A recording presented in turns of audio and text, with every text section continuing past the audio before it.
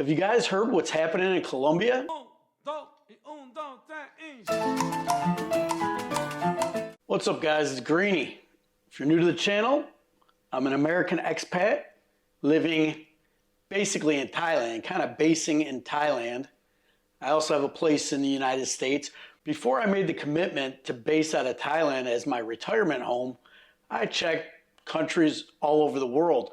One of the countries I checked was Colombia, and took a trip to Cartagena, and I liked it. It was a nice city, but the thing that bothered me the most is when I kind of ventured out of the walled city or some of the other kind of, I guess you would say a little bit upscale or nicer areas, and just wandered into some other places that maybe people shouldn't wander. It was very shady, and that did not appeal to me. I wanted to go to a place where I could be comfortable going wherever I wanted to go. For instance, when I was in Colombia, I took a little trip, just a little bit out of the main walled city area to a market. And I'll show you guys a little bit of it. The looks we got, the feeling I had about it. And this is after 30 years of law enforcement in the United States. Right then and there, I decided that this would not be the place that I would retire. And I was even with some ladies that I had met. They were from Peru, fluent Spanish-speaking ladies. And when we were even just leaving the market, some guy tried to stop traffic for us, and we didn't ask for any help. It was like, what is this guy doing? We get in the cab, and then he starts arguing with these ladies in Spanish. I didn't know what was going on, but the taxi driver's like, hurry up, get in, shut the door, and he just peeled off. And these ladies were like, yeah, that guy was demanding money from us because he was trying to stop traffic. They were like, get the hell out of here. We didn't ask for your help.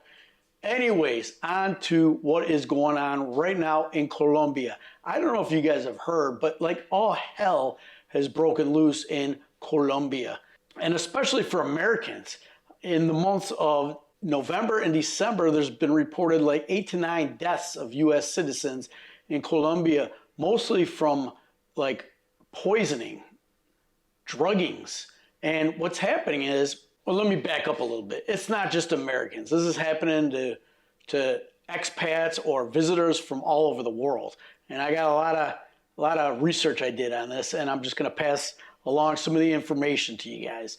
The theme of what's going on is, it's mostly men that are meeting women online, having a date, maybe meeting somewhere, whatever. They think that this date's going off very well, and end up taking these ladies. Sometimes it's one lady, sometimes they may take 2 ladies back to their room to party, to drink, to whatever. And next thing they know is they're waking up at their place, not at their place, in an alley, in a gutter, and they've been robbed. Those are the people that can tell their stories. The other people that can't tell their stories, they're just found dead in their room or dead in a ditch. And who knows all of what's been taken or what happened. Digging into this, I've learned a lot about Colombia, and it seems like the downward spiral started kind of after COVID. I mean, I was there 2019, so pretty much right before COVID. So I think it was September 2019. And, it was pretty nice, but like I said, a shady place. Let me just start off with reading the U.S. Embassy warning about coming to Colombia. And this is the embassy in Colombia. They've issued a warning. I'm just going to read it to you guys real quick. Location, Medellin, countrywide. U.S. Embassy, Bogota. The U.S. Embassy in Bogota is aware of 8 suspicious deaths of private U.S. citizens in Medellin between November 1st and December 31st, 2023. The deaths appear to involve either involuntary drugging overdose or are suspected homicides. At this time, it is not believed that these deaths are linked, as each involved distinct circumstances. Okay, I'm calling bullshit here, but I'll get to that later. However, several of these deaths point to the possibility of drugging, robbery, and overdose, and several involve the use of online dating applications. According to the Tourism Observatory of the District Personnel of Medellin, the number of thefts committed against foreign visitors, including Venezuelans, increased 200% in the third trimester of 2023 compared to the previous year, and violent deaths of foreign visitors have increased 29%. Most of the 2023 violent death victims were U.S. citizens. Criminals are using dating apps to lure victims to meet in public places such as hotels, restaurants, bars, then later assault and rob them. Numerous U.S. citizens in Colombia have been drugged, robbed, or even killed by their Colombian dates. All right, whatever. There's a little bit more, but you get the gist. So forget about the druggings. Let me just tell you about a guy, Mr. Owens. He was 58 years old, a U.S. citizen from Chattanooga, Tennessee, went on a trip to Colombia, and I think he was a UPS worker or postal worker. I'm not sure if he was recently retired. Just walking around what they're calling Central Cartagena, which I don't know where Central Cartagena would be because there's lots of distinct neighborhoods and they don't specify. But he was shot 2 or 3 times dead and robbed right there. A family in Chattanooga is mourning the loss of a father. That's after they say he was killed during a trip to South America. Now his loved ones are working to bring his body back to the U.S. News Channel's AC Barker shares what we've learned from the family about the process and how this tragedy happened. AC. Kim, a family that should be celebrating another year of their father's life is instead mourning their death today, and now they must go through the lengthy process of getting his body back to the United States. Imagine sending your father on a trip and him never returning. That's exactly what happened to the Owens family last week. It was Gregory Stewart Owens' 59th birthday on October 19th. Colombian police told Nation World News Desk that Owens was near the center of town in Cartagena, Colombia, when 2 thieves attacked him. The victim's family told us he was a UPS driver in Chattanooga before retiring. His daughter, Takia Owens, posted on Facebook, quote, "It was his birthday, and he didn't deserve what happened to him. He just wanted to enjoy his birthday trip like he always does. Anyone that knows me knows he was my everything." It's pretty dangerous, and I've read a bunch of different reports about stabbings, shootings, robberies. This is before we even get to the drug use. I'm going to get to that because this is a serious thing for like retired divorce type guys like myself that, want to date, want to go on online dating or want to feel comfortable in the environment that they choose. And Colombia does not sound like that place right now. A Reddit user wrote this: "Colombia is not a country I would recommend at this time. I was there 6 months and was robbed at gunpoint 3 times during this period.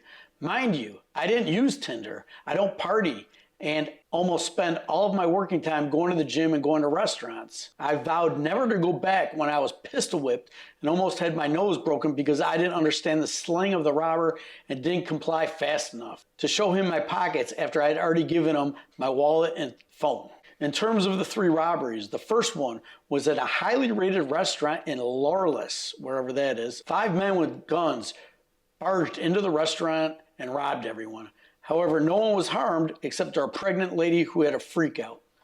Second time, while walking to the gym at 11 a.m. in El Poblado. They were professional, all things considered. They took my money, wallet, phone, and left. The third time, while coming back from Menu del Dia at 1:30 p.m., that seems like the afternoon, in Belen, wherever the hell that is. Unfortunately, I was pistol whipped during the robbery by some drugged out young thug with heavy sling. Almost broke my nose and left me with a bruise on the side of my head. Swelled up to the quarter size of a tennis ball. Lovely country with stunning geography, but I prefer not to roll the dice at this time. Never been robbed at gunpoint before or after Colombia. Crazy shit, huh? But let's talk about the most common thing that's going on there. And I've done a little bit of research on it. I've watched a bunch of videos, news reports, stories, and it seems like the overwhelming majority of robberies happen to be this drug-related one, and they call it devil's breath. There's a plant that grows in Colombia like a white flower that kind of looks like the shape of a trumpet. Well, they can extract a drug from that. The name of the drug is scopolamine, and like I said, they call it either devil's trumpet or devil's breath, but they extract this white powder from it. All they got to do is drop a little bit of this powder into your drink, and it kind of puts you in like a comatose state. It can either make you kind of listen to the people so they can have you go to the ATM and withdraw money, and you're like in a kind of a half comatose state. It can knock you out. It can give you amnesia. It can do numerous things to you. And these women that are drugging you, they're not pharmacists, so they don't know how much they're putting in it. And there is a lot of people dying from this. Like I said, they're saying 8 to 9 Americans in a 2-month period, but I've heard over the last couple months that the total has been like 39 to 41 people that have been drugged and died. And that's what you hear about, the people that died. Recently, there was a Asian American comedian that was drugged, kidnapped, and they tried to get a ransom for this guy. He ended up dead. They murdered him. And that's kind of what's brought a lot of this to light, because he was, I guess, semi-famous or something. And that really got people looking into this and talking about it and kind of bringing it to the forefront of exactly what's going on there. But if you think 40 people have been murdered, just think about how many people have been drugged and didn't die, and how many people are embarrassed and haven't reported to this. I read reports that, when these guys get drugged and they don't die and they go to the police kind of put it on them. Like, what are you, stupid? Why would you go on a Tinder date? Like, don't you know to watch your glass? Or, they kind of try to reverse it and put it on them. So a lot of people aren't even bothering making reports about this. Ever since COVID, they say that people are so poor there and people lost so much, and they are just robbing people left and right. I read another report that a lot of people want to move to quiet places, little villages, little towns away from the big cities like Bogota and Medellin and Cartagena. And they say that when you move to these little villages, you have to pay a tax. And it's not a tax to the government, it's a tax to the cartels to protect you. And I guess you can be relatively safe as long as you make this payment. And I don't know how much it is. You could be an American with a nice pension and it may seem like nothing to you, or it may seem like a lot. I don't know, but it just doesn't feel right to me. I wouldn't want to live my life that way. And apparently if you don't pay, you better have a full security force working for you, or else you're screwed. So I'm going to read you guys a few stories that were written. People kind of sharing their story of what happened to them as far as being drugged. The first one is an article from CNN Travel. They met on an online dating app. The next day, he was in the hospital. When Carlos, an American expat living in Colombia, finally met in person the attractive young lady he had been messaging on a dating app, his apprehension began to melt away. When we first met, I sort of had doubt, but then we decided somehow to go to my apartment to finish watching a football game. Colombia was playing Mexico, and we decided to watch the second half at my place, the single father recalls. They had a glass of wine and a conversation in his home in Bogota. So Bogota, not Medellin. Their chemistry in person seemingly every bit as special as it was online. Then the game ended and we had a second glass of wine. That's when I remember feeling weird, like heavier in my head, and that's the last thing I remembered. Well, dude woke up somewhere, not in his apartment. When he returned home, he realized that several of his possessions were missing, including his passport and the passports of his children. Looking back, Carlos says he feels relatively lucky and relieved that the woman appears to have been acting alone. CCTV footage shows her leaving his apartment, carrying a laptop and other electronics. Things could have turned out much worse if you think about it. It's scary to think that I've been drugged, passed out, unable to defend yourself. She could have done anything she wanted. While he hasn't been on dating apps since, Carlos does not blame the apps for his experience. He does, however, feel authorities and society at large need to take a new approach on responding to cases like this.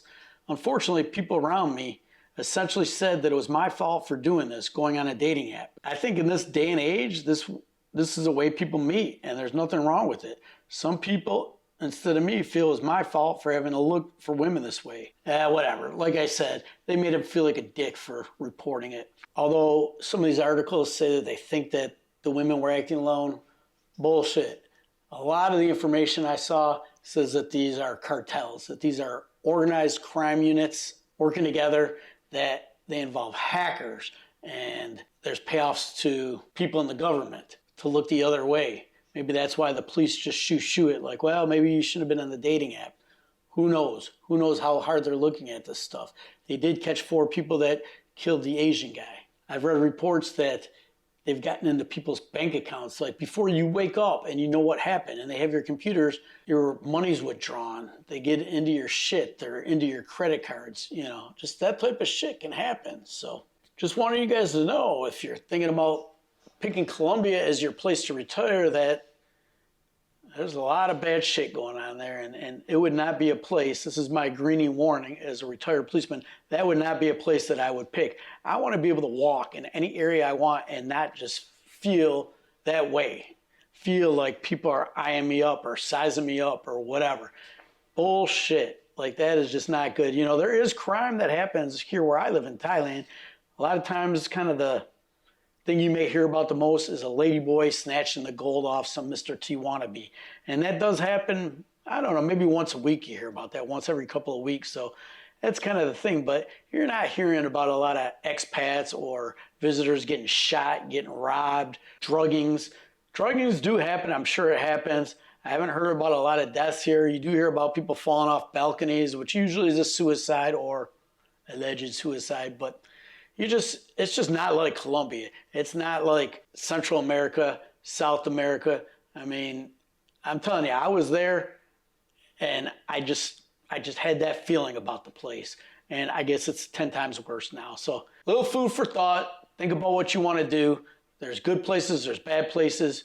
Research it. Look at what the United States government has to say, what warnings the embassies are giving on different places if you're thinking about retiring somewhere. I mean, you know, they don't do that for no reason. You know, there's no reason that the United States would not want you to visit this place or that place. You know, check into it and be careful, guys.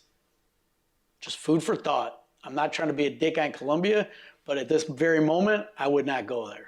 Maybe later, maybe they'll clean it back up. I mean, there was a big stretch where they had it cleaned up and people were loving the cities there. And Medellin is supposed to be an amazing city, but not worth losing your life over. So if you enjoyed the video, give it a thumbs up. Make sure you subscribe.